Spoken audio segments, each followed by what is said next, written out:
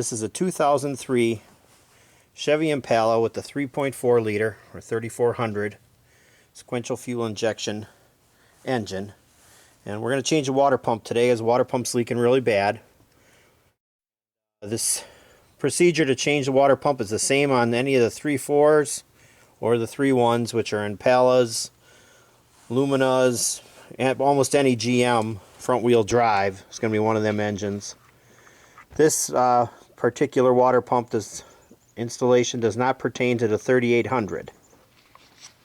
Okay, our first step would be to let the coolant out, but since it's been leaking so much, I'm just going to loosen up the bolts on the pulley first and let the belt hold the pulley in place instead of taking the belt off first. It's a 10 millimeter socket will fit on those bolts that hold on the pulley right down here. Okay, since the belt's kind of wet, it's letting the pulley slip, so we had to go and jam it with a screwdriver to loosen it. Go ahead. Good. Now, with those 4 bolts loose, release the tension in the tensioner with a 3/8 inch breaker bar and remove the belt.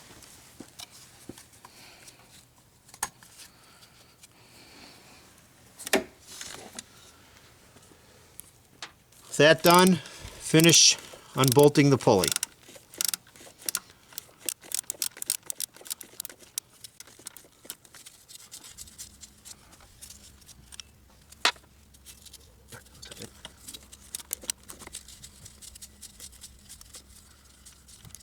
I removed the belt guide so it's easier to see, and now pull off the pulley. And there we see the water pump. Use an 8 millimeter socket to remove all the bolts on the water pump.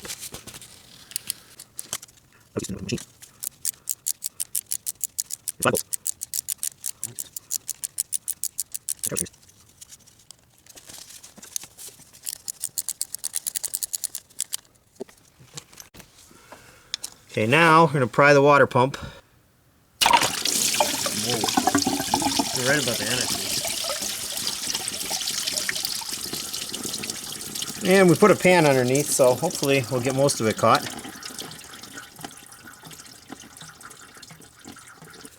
Okay, then we're going to scrape off the old gasket. Make sure to get it all off there.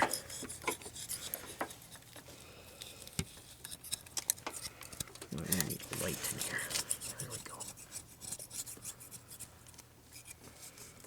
We're using a razor blade scraper, and we may use a little bit of sandpaper to get a little bit of extra off, and then wipe it out.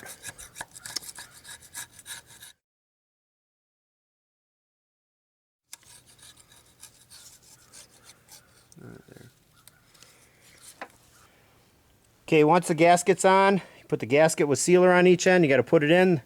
The gasket only fits on one way, even though it kind of looks symmetrical, it's not. So make sure to have all your holes lined up before we put the sealer on. Okay, now we're going to put it in.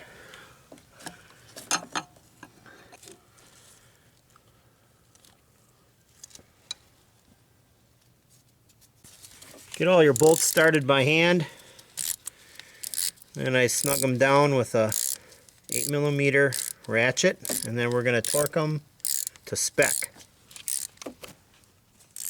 I marked 89 inch-pounds, approximately 89 inch-pounds, on my inch-pound torque wrench, and that's what the bolts are torqued to for the water pump.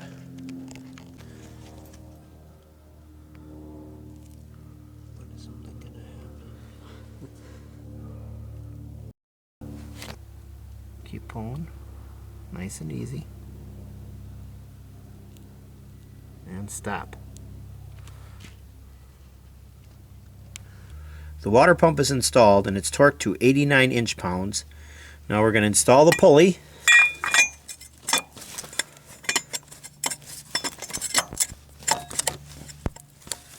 Put the bolts on the pulley.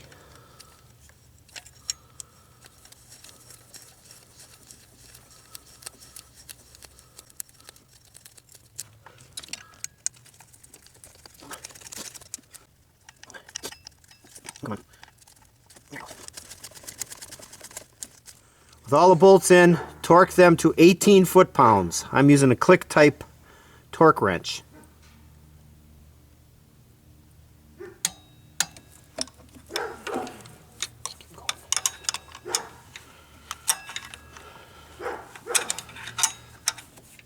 Hold on a minute.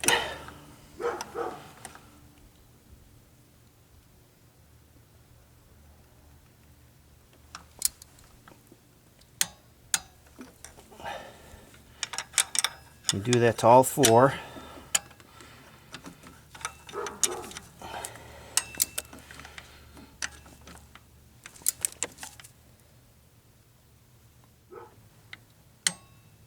There we go. And one more.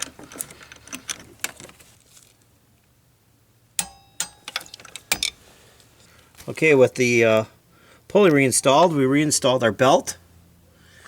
And we'll put on our little belt guard. And that's also a 10mm bolt.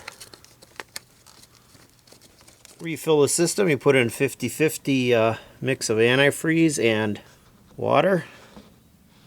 I like to use distilled water from a dehumidifier in place of tap water. Much less iron in it, much better. Made my own funnel with a slot in the side so it's easier to pour in. You can use a flexible funnel.